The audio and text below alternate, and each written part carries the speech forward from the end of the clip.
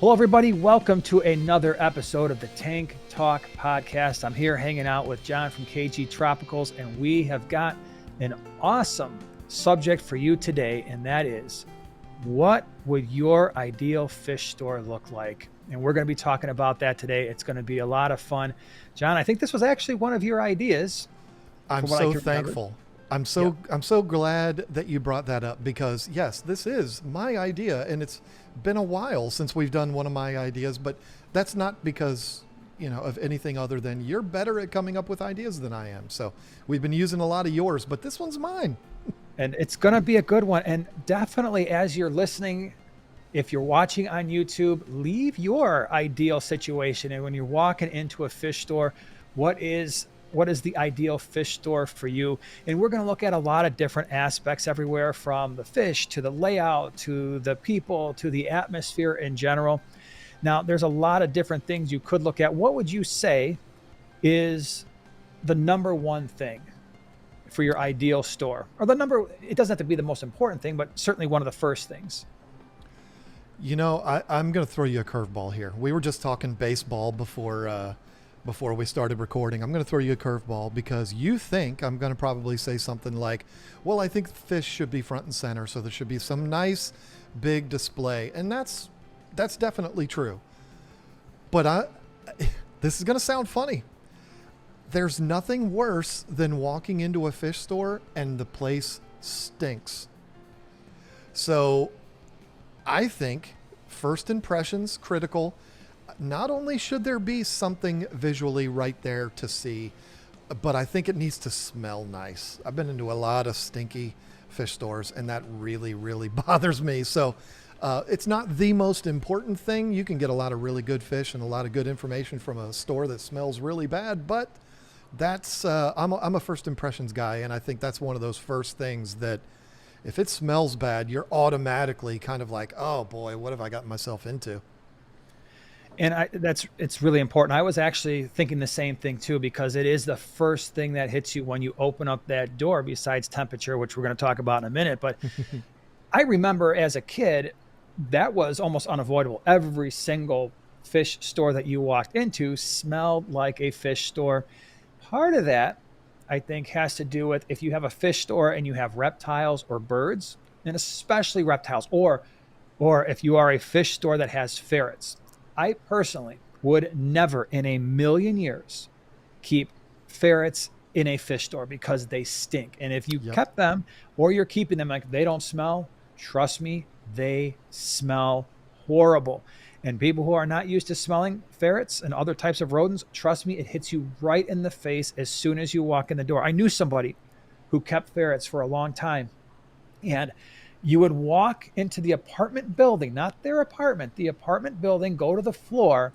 And as soon as you got off the elevator, I don't know how the neighbors didn't complain, but you got into the hallway and you're like, I can already start to smell. And you'd open up the door to that apartment. And this was a clean person, right? This was not some sloppy person. And they walk in, it's like, it just hits you in the face. So I agree with you. Smell 100%. Just because you have a fish store doesn't mean it needs to smell like one. And I think one of the main things that will actually keep the smell down, minus you're not doing lizards, you're not doing birds, you're not doing rodents, humidity. If you can keep the humidity down, that, believe it or not, that's going to reduce a lot of the smell, as will keeping the tanks covered. And I know that can be kind of a pain if you're in and out of them constantly, but keeping tanks covered, keep the humidity down, actually is going to keep the smell down. Yeah, that musty, mildewy, and we're not only talking about the fish smell, it's everything else too. You're dealing with so much water, that mildew smell is unmistakable. And on the topic of temperature, Lisa and I, we used to own a fish store, and we didn't make the right choices. That's why we no longer have it. But we used to keep it really, really hot in there. And I remember there was a more senior lady in there. I don't want to say old lady because that's just mean, and I'm an old man. So this senior lady was like, oh, I need to step outside. And right then and there, I knew, okay, that has to change. Like, I can't do that. We're keeping it warmer so that we don't have to heat all the individual tanks. but we need to come to a compromise here. And we lowered the temperature probably like 5 or 6 degrees, and we never had another issue like that. But temperature is critical, because I feel like someone is comfortable in the store, they're going to spend a lot more time in there. And that's something that I think we're going to definitely talk about, I'm sure, as we move forward. When I came up with the idea for this topic, there was one thing that I think is missing from a lot of fish stores now, and that is the congregation of people hanging out, having it be a place where people can hang out and talk fish. You're not going to want to do that in a store that's 89 degrees. Nope. And if you've got a fish room, you've got a breeding setup, you've got a wholesale facility, absolutely. I'm sitting in a room right now as we speak.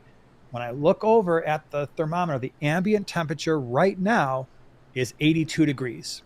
That's keeping all of our, but the humidity is low, but still it's 82 degrees right now, roughly 50% humidity, and it's warm.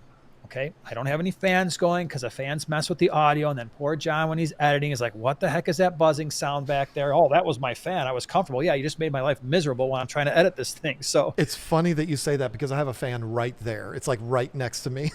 and I can't hear it at all. And my fan, I don't think, and here's what's worse. So not only do I have a fan going or not have a fan going, there is a space here, a little one, that is literally blowing hot air right now all over this side of my body. So I can feel the heat, but that's one of the things at this time of year when the air conditioning is on, we've got the vents closed. But the point is, if you've got a fish room, you've got a breeding facility, yeah, heat the room. You're going to save all kinds of money.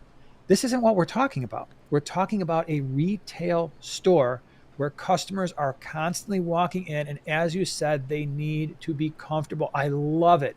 And it's become far more popular now than it used to be, because, again, back in the old days, you had a smelly, humid fish store and it was going to be hot. And you just walk in there and it hits you right in the face. And it's like, well, you just kind of got used to that until there were new store owners coming in like, you know what? We want a better experience for our customers. We don't need them coming in here feeling the humidity, sweating while they're here, because you're absolutely right. And I find myself doing the same thing when I walk into the fish stores that are 83, 84, 85 degrees. They're humid. It's kind of smelly. I just want to get in there.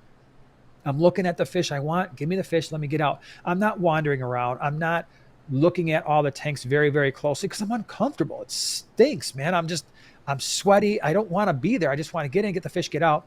That means I'm not looking at all your hard goods. I'm not looking at rocks and wood. I'm not looking at your plants as much. I'm not looking at the new filters, or if you've got some place where you've got a lot of dry goods, I'm not exploring that because I'm uncomfortable. And so if you are someone who's going to be running a store, you have to keep that in mind. And more, your competition has figured that out. I walked into many newer stores and it's nice. I mean, it's not cold, but it's 74, 75, 76, easily, no humidity. It's like, this is comfortable. I can walk around here as much as I want. I don't feel uncomfortable at all. So definitely you got to take care of the heat situation, because as you mentioned, that next thing is you want your customers to feel comfortable and you want them to be able to hang out. Now for me, and I'm probably going to steal your idea, but trust me, we've had this idea too. A place to sit, a place to congregate, a place to hang out, a place to talk fish.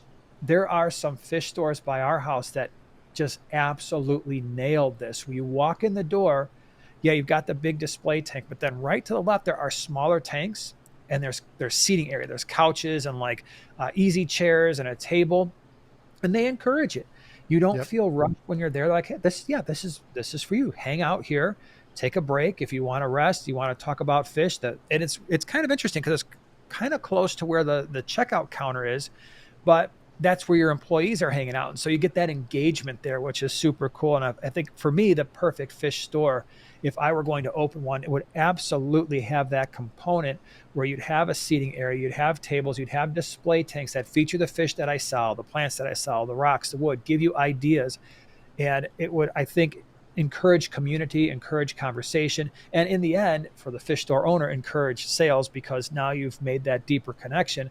And possibly, if I take that to the next step, you have an area that is designed for teaching. Mm-hmm. So whether that is, hey, here's the latest on filters, here's how you set up a filter, here's how you cycle a tank, advertise it. We're going to have a beginners series, and with hands-on, you're going to do it. It's kind of like a lab. It's like the fish lab. right? The fish keeping lab where you get to do this stuff. And so that way you can enhance your skills. And then when you go home and you're doing your stuff with your own tank, you've already done it. And that's going to create that deeper connection with the fish store. Yeah, I just did a video recently on the KG Tropicals channel where I talked about community is lacking in fish keeping. Now, there's plenty of online communities, and those are great. We're establishing our own little tank talk community, and it's wonderful. But that's different than being face to face with people, and being able to interact. And I've seen two fish stores, and one of them you were with me, that have really done this right, and that's Fish Gallery in Dallas, and Aquariums Unlimited, of course, in Virginia Beach, my favorite store. They both have seating areas.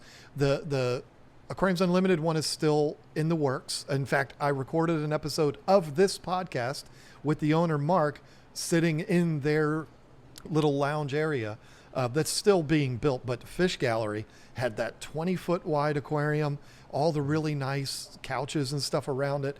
And that's where you build that face-to-face community. And that's completely different than posting on a message board and getting all of the vitriol in the comment section and stuff like that.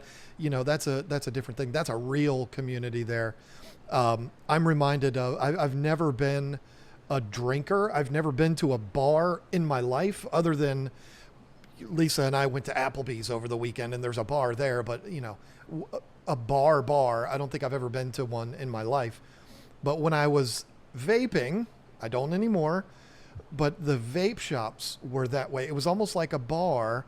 You went in there and you hung out with people, as silly as it sounds, to talk about vaping. I know it sounds ridiculous, but that was so fun to be able to do that. And being able to go to a place like that and hang out, not a vape shop, but go to a fish store and have that area to hang out and, get to know people, actually make face-to-face friends.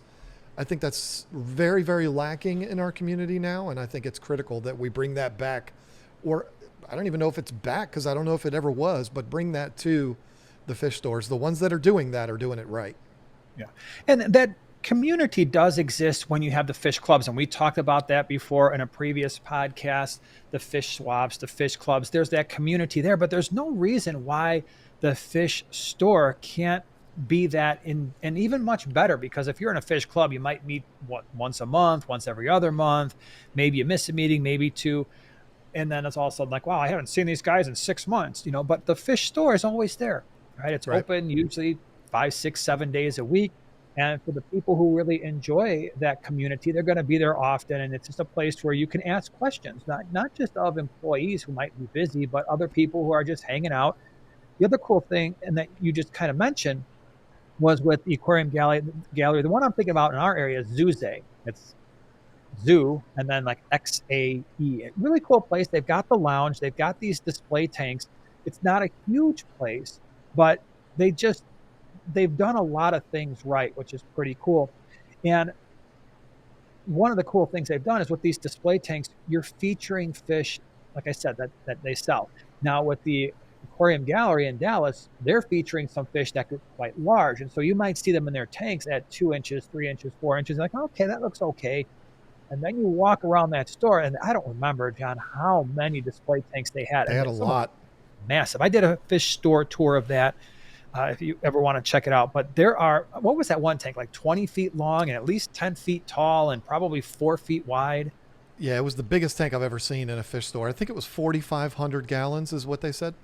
Yeah, and that was big, but they had other really large ones there too. And you're walking around, you're like, wow, there's a lot of really cool fish here. Some of which I'm like, it's rare that you see these fish get that big. Some of the silver dollars and the clown loaches and the tinfoil barbs and ballast sharks and even just barbs, right? You're looking at some of these barbs, you're like, oh, okay. Well, when they say they get to 3 inches, this is what a 3-inch barb looks like. And holy cow, it's pretty awesome when they're grouped up together in schooling. So that ideal fish store, if I had an ideal fish store, yeah, you've got the comfortable atmosphere. There's no humidity. The temperatures are appropriate. It's not smelling. You've got the areas to sit, but then you've got the display tanks that bring that interest in, and you can see the fish highlighted in all their glory. There are other fish stores around me where you start seeing things like severums or the leporanus, those fish where you see them, they're always like 2 inches, and then you see them, oh my gosh, here's one that's like 10 inches long or 12 inches. Like, wow, that's pretty awesome. And you get to see they had Geophagus in one of these display tanks that was they were probably 10 or 11 inches and multiple and full finish, full color, but they were in such a large tank. They weren't fighting with one another. They had plenty of space. So the display tanks could be really cool. I went into a fish store one time, and I wish I would have gotten footage of this, but this was actually before all of the social media thing. The store did something I'd never seen before, and I'm kind of getting off topic here, and I apologize, but what they would do is they would make a image of whatever fish is in that tank. Example, Oscar. Oscars are going to get this big in real life. They would print out a full size image of that and put it on the back of the tank as like the background. And so you would see the little Oscars swimming around, but then behind it you would see that's what it's going to be like when it grows really big. And I think that's so critical. I love Oscars. I love bikers. And you see them in the store. They're this big, little Enlicari bikers that look like little dinosaurs, and they're just the coolest thing you've ever seen. You're not realizing they can get 3 feet. It would be a perfect world scenario. This will never happen, to have all of the fish that you carry in the store somewhere in a display tank at their full size. Yeah. That's never going to happen because you'd have 82 display tanks. But having some kind of a way for customers to see this is what we're dealing with here, 2 years from now, this is what it's going to look like. I think that was critical. Got to be honest, wasn't all that attractive looking, but right. I thought that was really cool that they did that. Another way to do that would be to just print out a picture. And it doesn't have to be the background, but it can certainly be on a wall or somewhere, maybe if the tanks are on a stand right below it.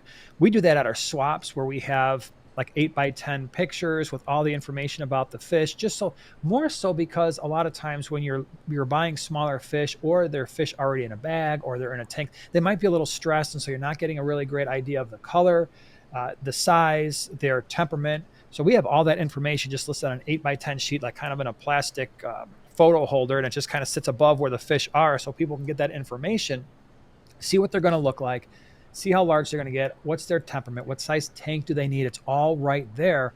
So they're not just taking fish and be like, oh, this looks cool, let me go ahead and buy that. And and then if I don't get a chance to ask any questions, which I rarely do in the peak time of a swap, they might bring those fish home, put them in a 10-gallon, and realize within 3 weeks, wow, I need a 55-gallon and I don't have the space for that. So that is definitely something that would be pretty awesome. Now, while we're on the subject of fish, one of the things that I really loved, and it doesn't have to be this way, and I could see 2 different ways of doing this, but the actual tanks, the display tanks, I really liked it as a kid when I would walk into this fish store in the back room and it was all dark except for the tanks themselves. And even they were built into the walls. So they had covers, the wall itself, they had like the little latches. So you couldn't even see light above the tanks. It was literally just the tanks themselves.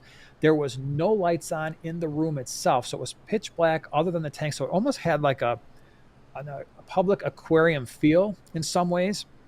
But I absolutely love that. And that's one way you could go. But the other way, and something that I've seen more and more, you're talking about the aquarium gallery, is have it more light and airy and open. And they have like not real hardwood floors, but they kind of look like hardwood floors. The walls are lighter. The tanks are more opened up. It's got more of a modern feel to it. Now, I'm curious, if you were choosing your perfect store, which direction would you go? I would definitely go with the more modern, clean. You're never going to have it laboratory conditions, but it would be more comfortable, inviting. I say warm as far as it's a warm, inviting environment, not temperature warm.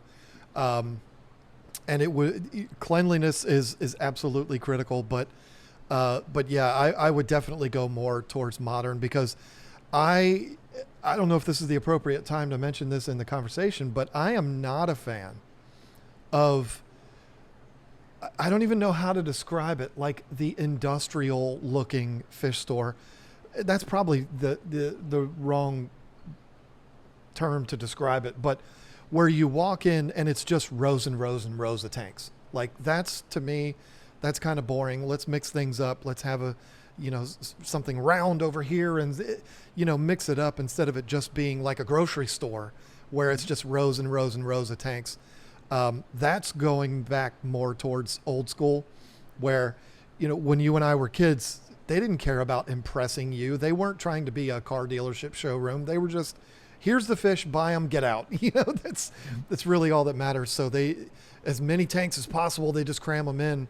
Whereas now I think they are kind of, the ones that are doing it right are trying to set up more of that car dealership environment when you first walk in, have everything that's the most impressive up front and, kind of draw you back to the back of the store. So I would definitely go that route. It would be the more modern take on it, even though I'm a country guy that lives in a farmhouse.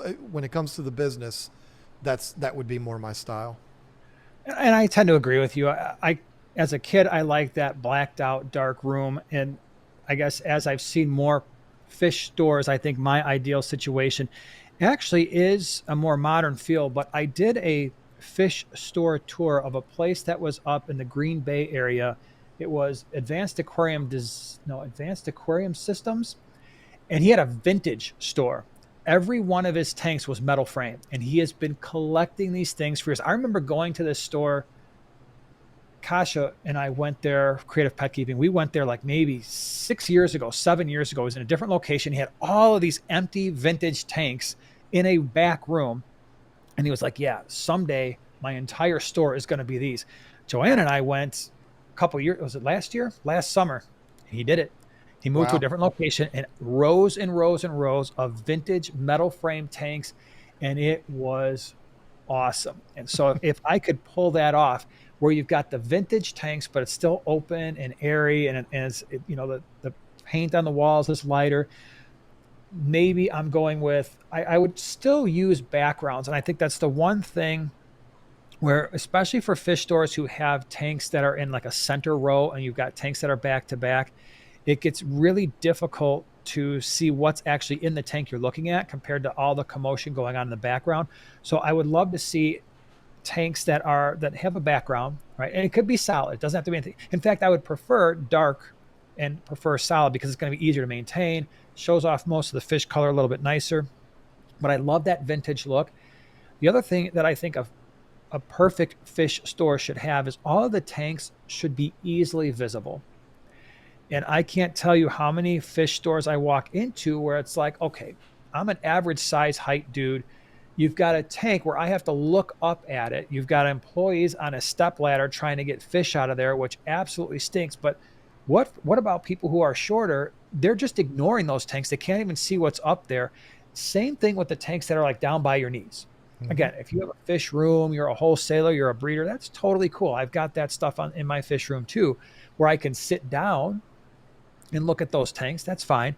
But again, it's a retail store. I really want, for me, I'm looking at shorter tanks that are longer. And so maybe those are 33 longs, 20 longs, the 40 longs. So 12-inch high tank, but I can still maybe get 3 rows. But it's not something where you're trying to see what's way up there and what's down by my knees, because that's wasted space. That is space where you're not selling fish out of there to a lot of people because they're just too lazy. Not too lazy, but it's inconvenient. We don't want them to be inconvenienced. Yeah. What about on the topic of the tanks and the setup of the tanks and all of that?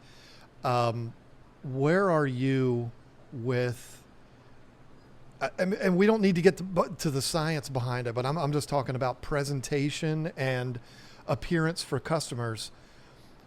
Which way would you go? Would you go with the individually sponge filtered tanks, which I think personally looks terrible, or would you be going with the recirculating systems? I understand the drawbacks to recirculating systems. We all do, but in a retail environment where you're trying to impress and trying to show these off as good as you can, which would you go with? Before you answer though, I just have to mention that the 2 favorite stores that I mentioned, one is one way and one is the other.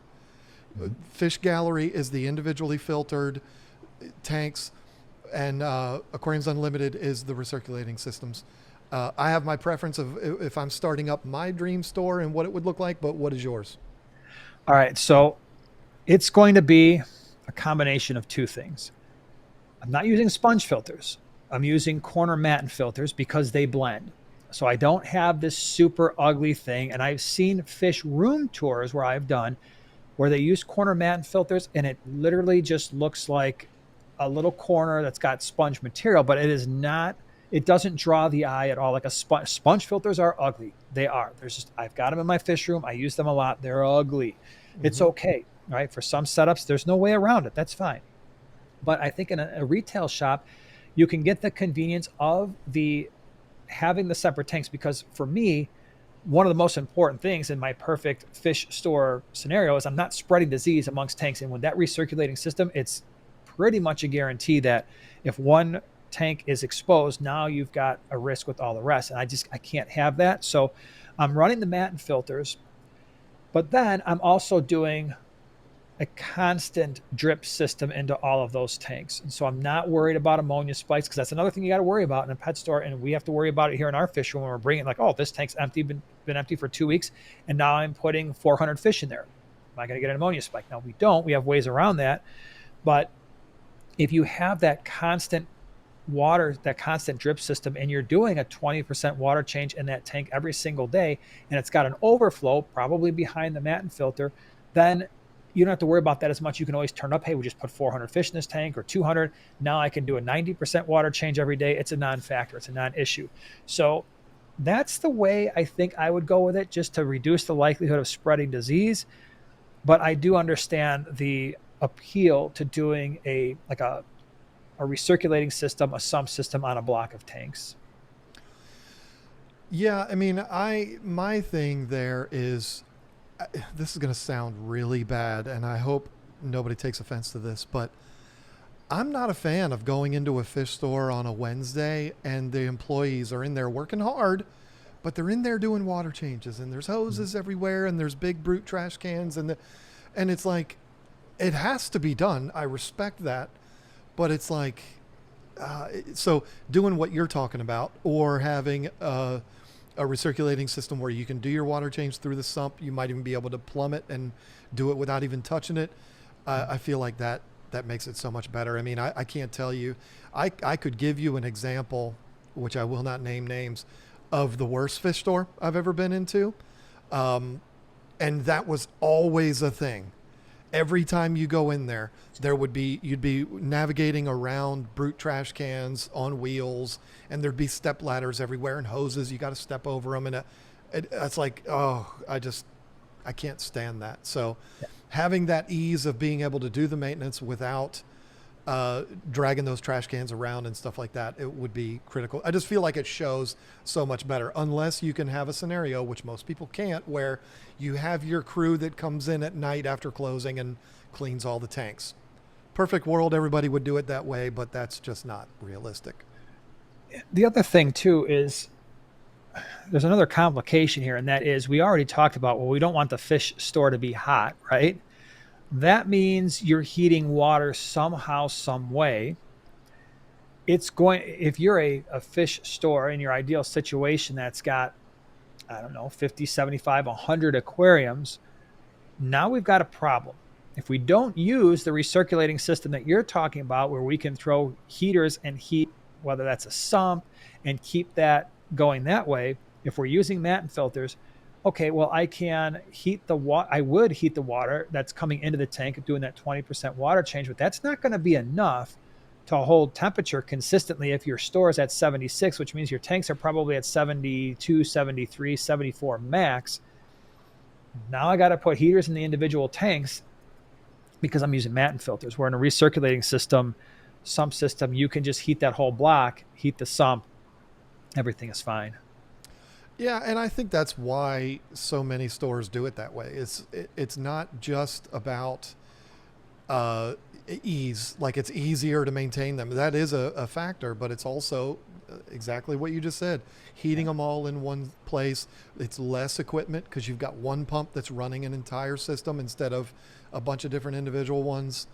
It just makes sense. It presents better, and it's easier to maintain. Yeah, there are drawbacks to it. There are things that make it not the perfect option, but I still think it's what I would do. I mean, and for the record, with my fish store, I never had anybody say my fish store was ugly, but mine were all individually filtered with ugly sponge filters. They were hydros, the best sponge filters in the world, but they're still ugly. Yeah. And they Yeah. were in all of the tanks, and that is what it is. And we heated the room, which, that lady, that one senior lady probably wasn't all that happy that we did it that way. The other option too is, and I just thought about this as you were talking, I might change my mind. I might go with the recirculating systems because that's going to save me on energy for heating. It's going to solve a lot of problems. I can do the auto water changes through that. But the other thing is, and I can't believe I didn't think about this earlier, in my ideal awesome fish store that I'm setting up is actually not something the customers are really going to see all that much, and that is my quarantine room. Mm-hmm. So you get the quarantine room with the sponge filters, the individual tanks, auto water change still, but now I can heat that one room. I can close that off. I can heat that at 82. That's going to hold 78 just fine. And then if I'm quarantining my stuff and I'm quarantining, I've got nets for each individual tank. There's no equipment going into those each individual quarantine tanks. If I'm doing 4 weeks, I can pull those out, put them in my recirculating system, and probably I'm not going to have too many issues there. Let me ask you this, though. How many times have you actually seen a store do that? Because my answer is one. I've seen one fish store that had an actual functioning quarantine room. None in real life, one on the internet. So that's it. I mean, the interesting thing about that, I think every store should do it. I think in a perfect world, every store would in a perfect world. But it's just so hard to execute. You're trying to make money. You're trying to get fish in, get them out. It's tough to have them sitting there. You're paying all that money and it's just sitting there. It's not doing you any good. It's costing you money because you're maintaining it and all of that. It's tough. I would love to see a world where every fish store did that, but it's just not. I don't think it's something that'll ever be implemented. My perfect fish store would have one, and it would be large. And like you said, it would not be pretty. It would be back in the back. Nobody would see it. And, if we're having the fantasy conversation of the perfect fish store, what would it be?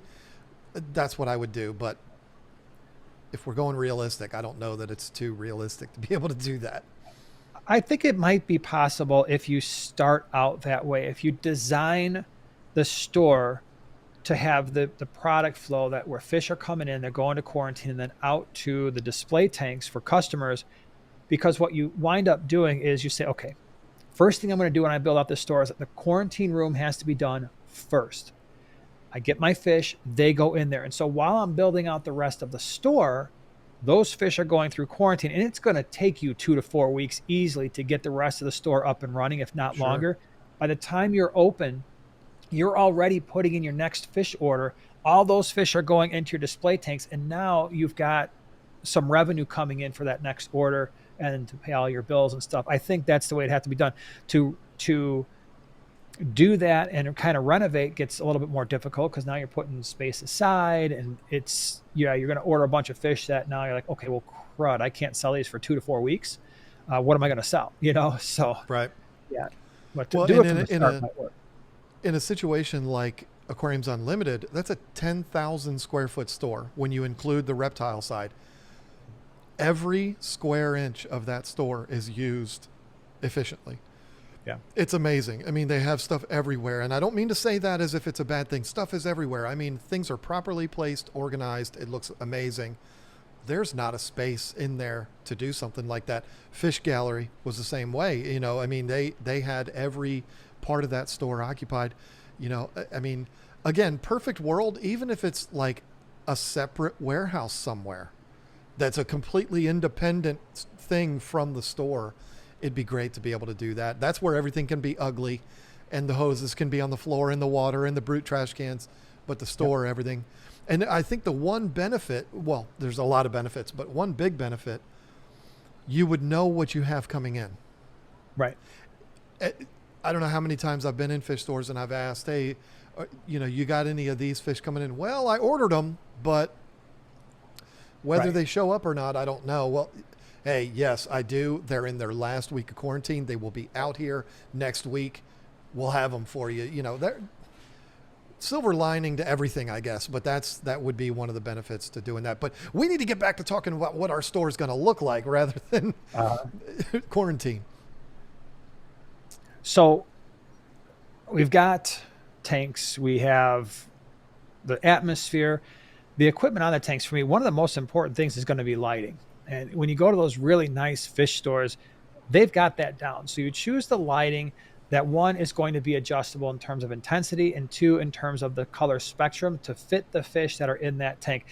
How many of you, and you can leave this in the comments section below, have gone to a fish store and you buy fish, they look insane, and then you get them home and you're like, what the heck is going on here? They don't look as good as they did in the pet store. That's because they had their lighting dialed in for the fish that you were viewing. They were smart. They weren't being deceptive. They're saying, hey, we're maximizing the way this fish can look. And then you've got your cheap, $20 light you pulled off of Amazon. You're like, oh man, these don't look anywhere like they did. What happened? Well, what happened is you went from optimal lighting to maybe suboptimal lighting. And yeah, each tank would have its own lights that would be fully adjustable for the fish in that tank. And I don't think there's any deception going on there at all. That's no different than putting an extra coat of wax on the car that's on the showroom floor. I mean, you want things to show well. You want to show these fish as for their beauty and what this is possible. It's not a trick. It's just, hey, this is what this fish is going to look like in the optimal conditions. I completely agree. Get good lights on there. That's something we did not do in my store. We literally used $8 Home Depot shop lights when you could still buy those with the tube lights and everything. Mm-hmm. They worked and they were fine. We never had any complaints, but it wasn't the best looking thing you could get for a fish store. And again, if we're going with that high end modern look, you can't be going in there with a bunch of junk lights. They don't have to be Kessels or apertures, but they need to be, somewhat decent. Well, and I've walked into fish stores before where they've just got a big old strip of LED, like the ones that just come in the big thing where you wind it up, and they just went right down the line. I'm like, first of all, they're not showing all that much light. Two, they're too far away from the tanks to really do any good. And three, it's just a horrible spectrum for some in some of these cases. I'm like, man, I've walked into pet stores. I don't remember the last time I saw this, but I remember seeing where they didn't really even have fish tank lights on the tanks themselves. They use the room lights. I'm like, that's inexcusable. That's seriously messed up. Yeah, that's lazy. I mean, it could be a money thing. That's you can't have that. Come on, that's common sense. Yeah. People need to be able to see what they're looking at or what they're trying to see. Yeah, I agree. That's inexcusable. Can't have that. All right, so now this is like one of the big points we haven't even touched on yet. What's in the tanks? What are you carrying in your perfect situation? I am someone that has always steered all of my educational content towards new fish keepers. And I learned, being a fish store owner, that just because I like a fish doesn't mean everybody else is going to like it. So I'm keeping fish in there. I know this sounds like I'm Jeff Bezos, and I hate Jeff Bezos, but I'm selling fish. I'm going to have fish in the tanks that I know are going to sell. It doesn't matter if I like them or not. I know that they're going to sell. I'm in the business of making money. I want to make sure they're going to sell. So I'm going to have all of the fish that you would expect to see. I don't know if I'm going to do the mixed imbunas and the mixed peacocks like you see in the big box stores, but I'm going to have the Oscars and the Severums and the Angels and all the barbs, all the tetras, all of those common ones that you're going to find in there. I want these things to be recognizable. I want them to be eye-catching, and I don't want to have to convince somebody, the reason why this fish is $40 is because it comes from Madagascar and they're all wild caught. Now, I'm not messing with that nonsense. I want it to be easy fish, hardy fish. Sure, there might be a couple in there that are extravagant, but for the most part, they're going to be easy, and fish that people are looking for and that are going to sell because you got to keep the lights on. Right. And I agree to a certain extent with that, but I would have a section of my store that would be like, wow, the wow section, the unusual. I would probably label it the oddities. And not that they're oddball fish necessarily, it's just that they're not as common. I'll give you for example, when I bring in fish for our swaps, I bring in a lot of stuff that I know people are going to want. But then every once in a while, I'll take a chance. So for this last one, if you're watching this before Aquashella, I don't know when this is coming out. This comes out before Aquashella. At Aquashella, I'm going to have these fish called the white fin bitterling. Now, I brought in the volcano bitterling at one point. These were expensive fish. They don't get very large. They're like a barb, 2.5 inches or so. Insane fish, really expensive, and they school. So it's a big investment to be like, oh, I want 6, 8, or 10 of these things. Well, I found these new ones. They're called the white fin bitterling, and they're stunning. Now, they're not stunning right now. They're mostly silver. And so there's a lot of hurdles to overcome with this fish. It's like, all right, I'm looking at a mostly silver fish right now that's not full grown, and it's going to be 20 or 25 bucks each, and I need 6 to 10 of them, right? So I'm not saying I'm going to fill my fish store with this because, like you said, good luck with that. But I would have the oddities section where it's fish like that. I'm not saying they're going to be like 6-foot long fish, but things where it's like, I don't think I've seen that before, because for a while there was a pet store by us, and it was one that I've gone to since I was a teenager.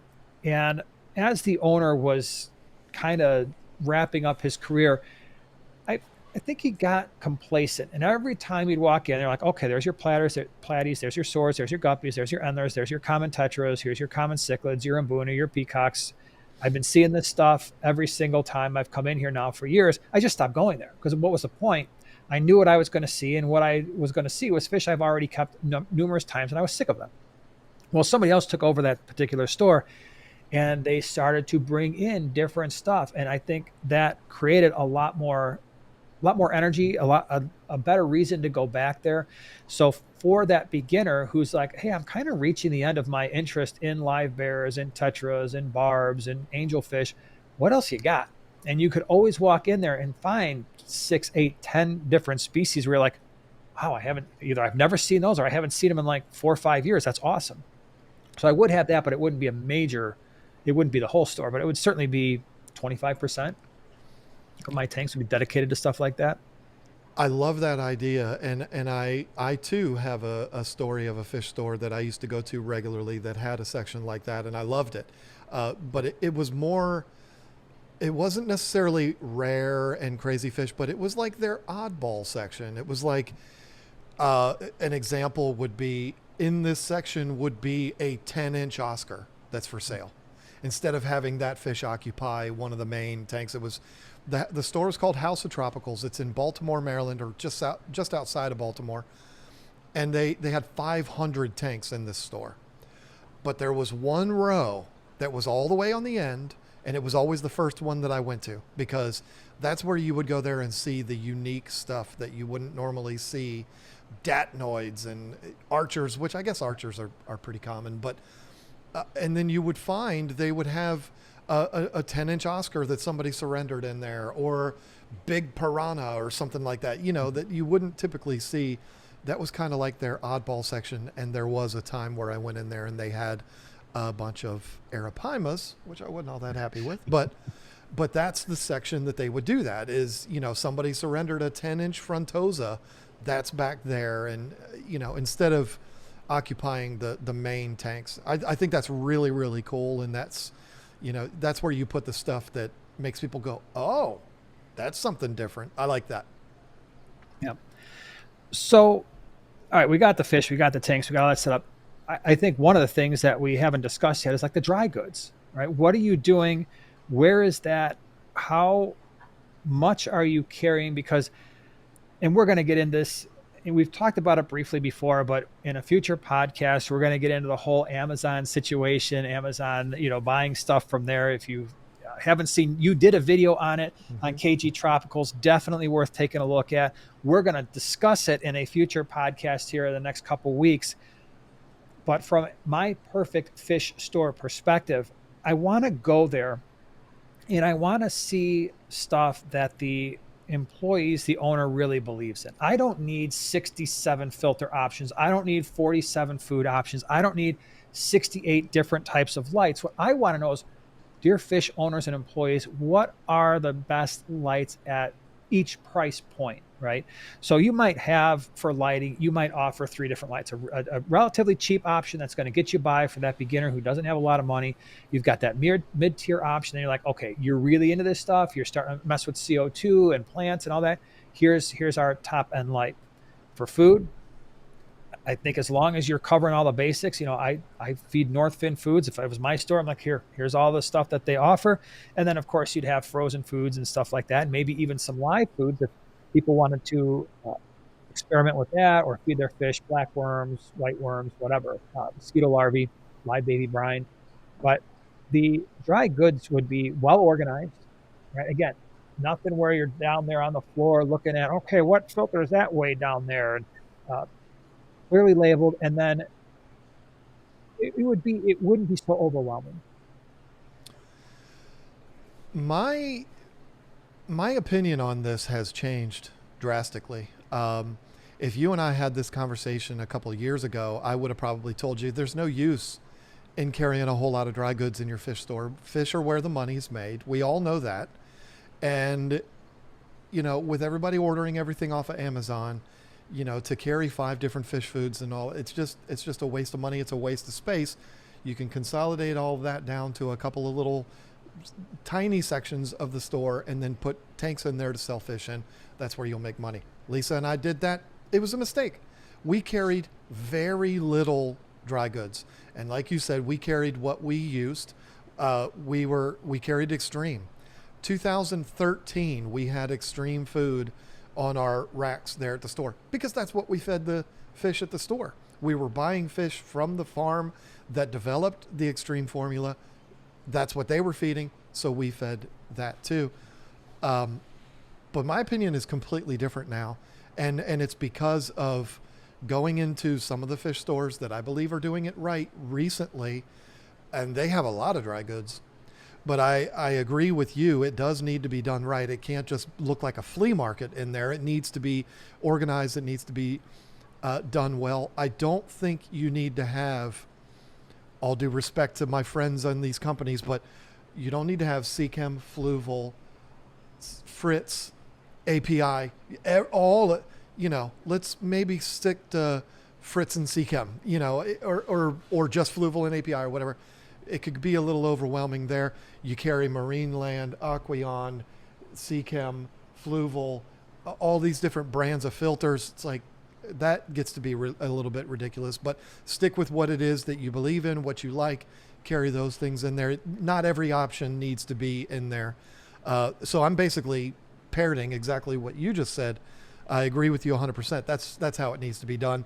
Don't be overwhelming, but there needs to be more in there because I spend a lot of time at Aquariums Unlimited and I see a lot of dry goods go up to those counters and the customers buying it. And it could be that, oh, I'm in here buying a bag of fish. I might as well pick that up while I'm here. Or it's people coming in specifically to buy a new filter or a new this or a new that are people like me that want to put their hands on something before they actually buy it. Yeah. That's where you come in and you can save the day. So I don't know from a percentage standpoint, my store would be predominantly tanks with fish, but I would probably have 25% of the store committed to dry goods, maybe. Yeah, that seems reasonable. Because there are a lot of dry goods for fish keeping. Between all the chemicals, the food, the filters, the lights, the heaters, all that kind of stuff. So yeah, 25% seems like that could happen real quick. And not to mention if you're doing substrate, fish tank decorations, that kind of thing. So Yep. it can command a decent spot. I will say, and I think we kind of started it this way, my fish store would be a fish store. There's not going to be any birds. There's not going to be any rodents. There's not going to be any reptiles. That's for a pet store. That's not what I am. Right. So in my perfect fish store, I'm not dealing with those other things. I'm not distracted by those other things. I have seen some fish stores get into those other animals. And I think with good intentions, just like, hey, we can broaden our customer base. We can bring in things that people are probably going to want. only to turn around and within a year get right back out again because they realize, well, now from an employee perspective, I have to find somebody who's knowledgeable about these reptiles. I have to care for them. Yeah, it's stinking up the place. They require different care, different humidity levels, different levels for temperature, and it's taking up space. And now it's not just carrying all those reptiles and birds and whatever. You got to carry the products that support the sale of those Right. animals. And now you're not at 25 or 20% dry goods. You could be half your store is filled with this stuff. And again, if it's a Petco, PetSmart, that's what they're there for. In fact, that's why they're there. It's the dry goods almost exclusively. You look at how many live animals they sell, it's minuscule relative to their footprint. Where at a fish store, I want the vast majority of what you're seeing be live fish because that is, it's a little bit harder to compete in that realm online compared to all the other things. So now, would you have fish tanks for sale in your perfect store? We talked about this in, I think it was the last episode that we did. I I don't think I would. Yeah. And the reason why is because they take up so much space. There is the potential for them to break. I'll never be able to compete with the big dogs when it comes to selling tanks. And to be truthful, there's no money in them. I mean, Yeah. there's no money in the tanks. There's no money in the stands. It's just not there. Your hope is that you make your money on the everything that goes with it, and that's fine. But uh, if I had, like, I'm sorry, I'm just going to continue to reference Aquariums Unlimited. It's just I'm going to. I promise, Mark does not pay me anything. He has 5,000 square feet committed to just fish, and then 5,000 square feet to reptiles. The 5,000 square feet reptile section is brand new. He just set that up. Before that, it was exclusively fish. 5,000 square feet is a huge fish store. You know, a lot of these are little 1,500 square feet. You know, they need every single square inch they can. And to cram in there a bunch of 29s and 20s and 15s or 10s, there's just no space for that. So if I had 5,000 square feet, maybe I would have a few tanks. But other than that, no, they're just taking up too much valuable space. Yeah. And I think if I had a store, maybe you might see an aisle, a short aisle dedicated mostly to nano tanks, things that are just all in ones, right? Like your That I could aqua see, yeah. tops, yeah, your fluvals, whatever. Where you just got this. Here's your 8-gallon kit. Here's your 5-gallon kit. Here's your betta. Have fun with it. One thing that we didn't mention that I think would be super cool to have as part, and this Zuze has this, so it's not original. It's not my original idea. I'm sure other pet stores do too. But the sandbox, the play area, the aquascaping practice area, Yep. you could hold workshops there. You walk into Zuze, they have these big, almost like workbenches, and they're filled with sand. And underneath, you have different size rocks. They have these scoops for smaller, like accent rocks. They've got big rocks. You can take the driftwood off the shelves. You can play with the stuff. They have a ruler. So okay, here's 2 feet, 3 feet. So here's my 20-gallon, here's my 40 breeder, here's my 55, 75. And it's long enough, I believe, at least 75 foot or 75-gallon dimensions. It might even be bigger. And you can just go in there and you can do an aquascape. You'd be like, yeah, this is what I want. Nice, it's well lit. Take a picture of it. They have sand on the bottom. They're red flint sand. It's the same stuff we've got in the back of these 125s. And you can take a picture of the scape that you just made, buy all the stuff, and boom, go home and recreate it, knowing that it's all going to fit. Here's the way it's going to look.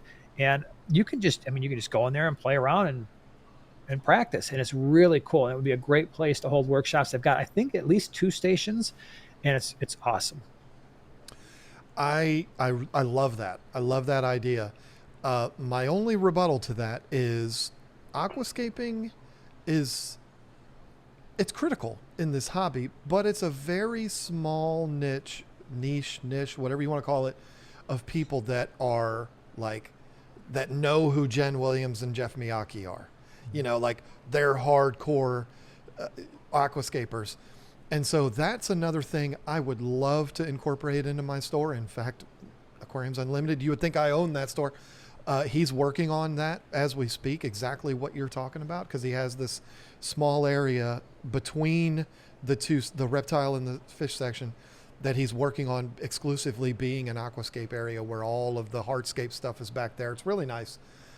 If I had that kind of space, that's another thing where if there's space for it, I'm going to do it. But if all I have to work with is 1,200 square feet, which is what I had in my store, I don't know that I can occupy that important space to that. But I love the idea, and I think it's great to have that. It'd be great for every store to have that. But, I don't know if my store is going to have enough room to even carry dry goods in it, let alone what you can do with those dry goods. So now here's the next question. You putting salt water in that store? oh, that was the one. I knew that one was coming, and I would.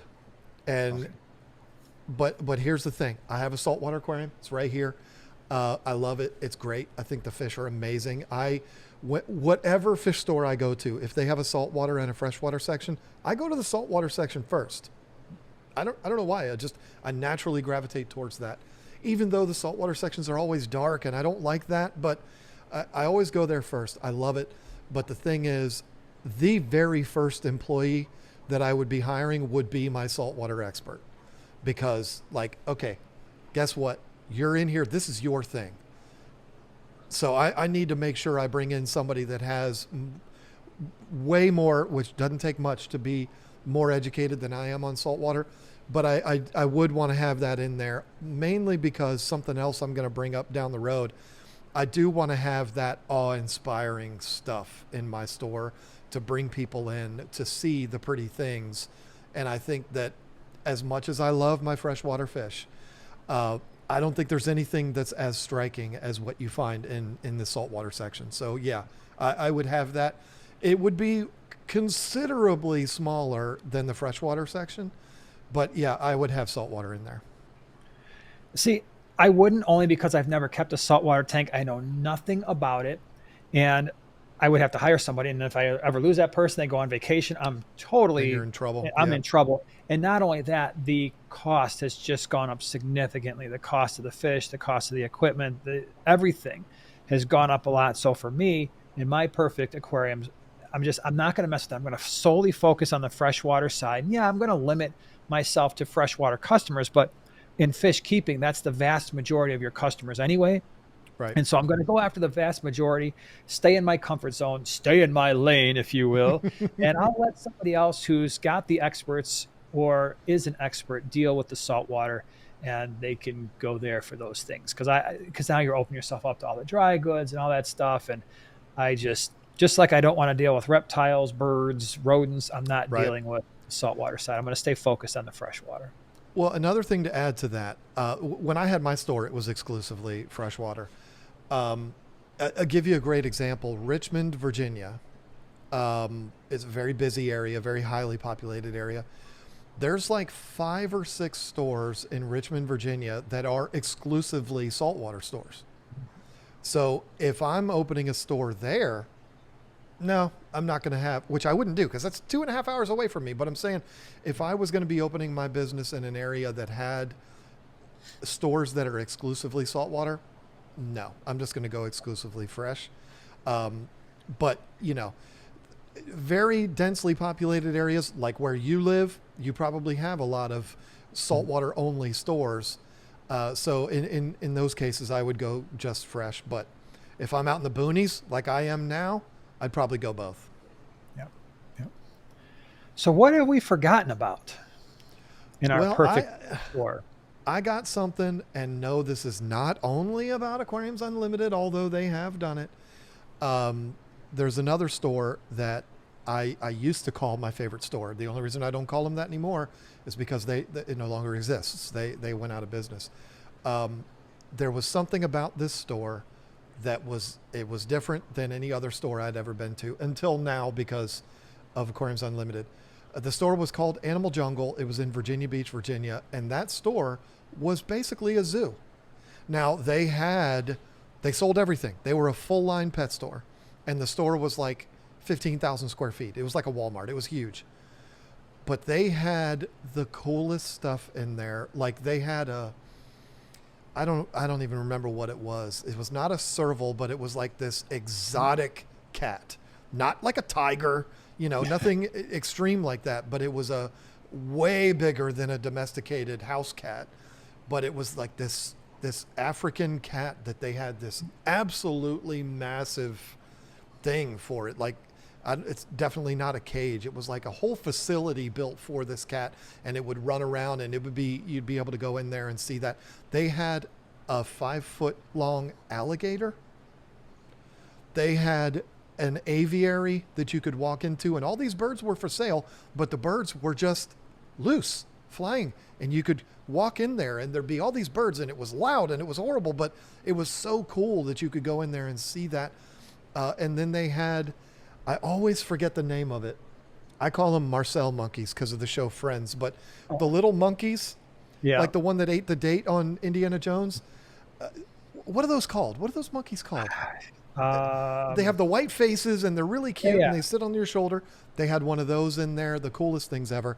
Aquarium's unlimited. Mark, I've never seen one of these animals except for in a zoo. He owns a two-toed sloth. You go into his store, and there is a sloth. Her name is Bellatrix. She's amazing. And it's, wait a minute. Yeah, it is Bellatrix. I'm sorry. I wanted to get him to name her Luna, but he went against me. But anyway, am I wrong? It is Bellatrix, right? I'm pretty sure. I'm sorry. I'm drawing a blank here, but you can go in there, and he has this massive structure that is for this sloth. And sloths don't do anything. They just kind of hang there, but they're so cool to be able to go in there and see it. He's got these exotic white squirrels that are in this big thing. And it's really cool to be able to go in there and see that. Like, I would have to go to the zoo to see something like that. It's really neat. I do think it's important, particularly now when it's so easy to stay at home and order everything online. I think it's really cool to have something to bring people in to the store. Give them a reason. Oh, do you want to go see the sloth? You want to go see that, whatever that cat was at Animal Jungle? That's cool to be able to go in there and see that. And I'm also, you're a dog person. I know you are. Mhm. I've seen your dogs. They're adorable. I like a dog running around a store. I know how crazy that sounds, but my golden retriever used to come to work with me all the time, and the customers would love her. She was the best dog ever. I love the store dog that kind of sits behind the counter until you call it, come on out, come on, I want to pet you, which is what I do. I love that kind of a thing. I know that's silly, but my store would have a dog, and I'll say it to your face. I'm not going to apologize for it. Even though there are the people that would come in and be scared. I don't want those people in my store anyway. I was gonna say, I don't want those customers. I like your idea. I could see myself bringing my dog to the store and just hanging out. Yeah, I mean, it's just something. It's a different thing. Mark has 3 dogs. That 2 of them are Chihuahuas, and one of them, I'm not sure what Atlas is, but he's an amazing dog, and I play with that dog constantly. Mark yells at me because I play with him too much, or her. I think it's him. I'm sorry, I'm a bad person, but He's actually playing with the sloth. He doesn't know it. I'm one of the few people that the sloth has actually let touch her. Wow. Mark and me, and I don't know if there's anybody else, but sloths do this thing where they'll rub noses with you, and it's the coolest thing ever. And I was able to do that. Look a sloth in the face, in the eyes, and give her a little, what are those called? Little butterfly kiss or whatever you call it. Yeah. That was adorable. But anyway, I'm going off here. Having the dog in the store is amazing. I love it. I like it. So, yeah, I mean, you got anything else that you're adding now besides the petting zoo? And I mean, I think I would just have a hyena. So what I would do is I would have a little area set aside where you could put your kids in there and they could see if they could outrun the wild hyena. It'll be a lot of fun. You'll be able to tell all your friends about it. If the kids get through that little area, they'll have something to brag about the rest of their lives. And if they don't, you'll have a problem with, law enforcement. But, other than that, all right, no, maybe the hyena is a bad idea. But hyena might be a bit much, but probably smell too. There goes my whole thing with keeping the fish store from, being an inviting place. Well, it was a really great place. It smelled like a weird smell I've never ever smelled before, and I was being chased by a wild hyena the entire time I was there. I got my fish, got in and out of there in 30 seconds flat. Only lost 3 fingers doing it.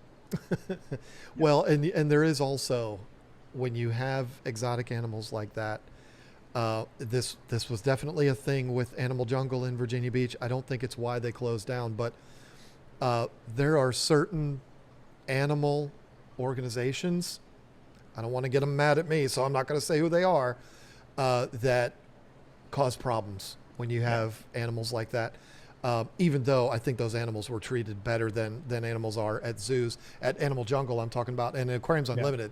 There's no doubt. I mean, they're taken care of like they would be at a zoo. So, but the organizations I'm talking about have a problem with just having those animals. Period. It doesn't matter how yeah. well they're kept. So, you do run into that problem. But aside from all of that, there is one more thing that we didn't discuss that I think is important because you and I have been to a store recently where this absolutely blew my mind. Color schemes.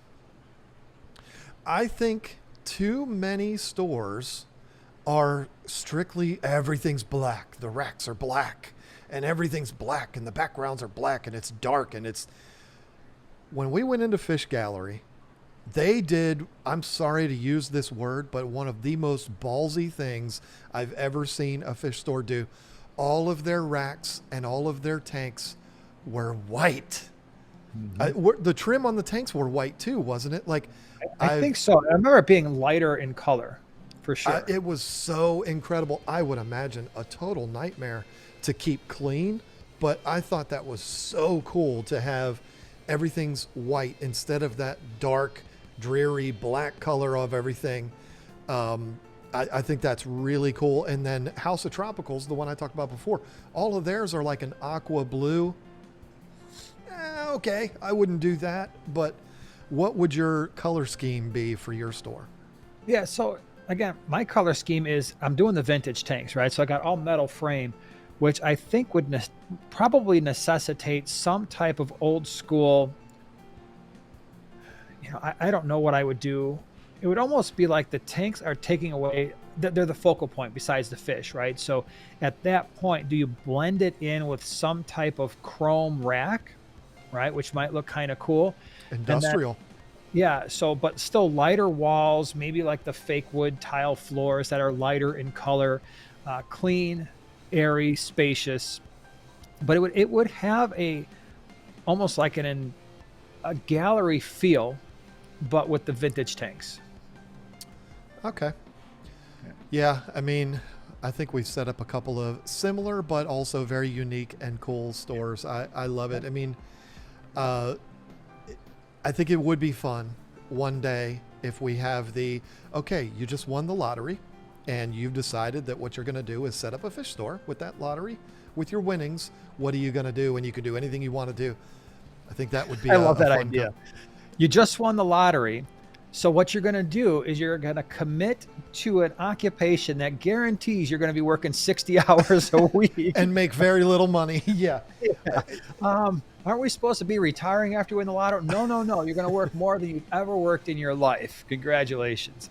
That's But right. again, for all of you listening, especially if you're on the YouTube, tell us, comment section, what is your ideal fish store? What really stands out to you? What is your least ideal situation if you were setting up a store?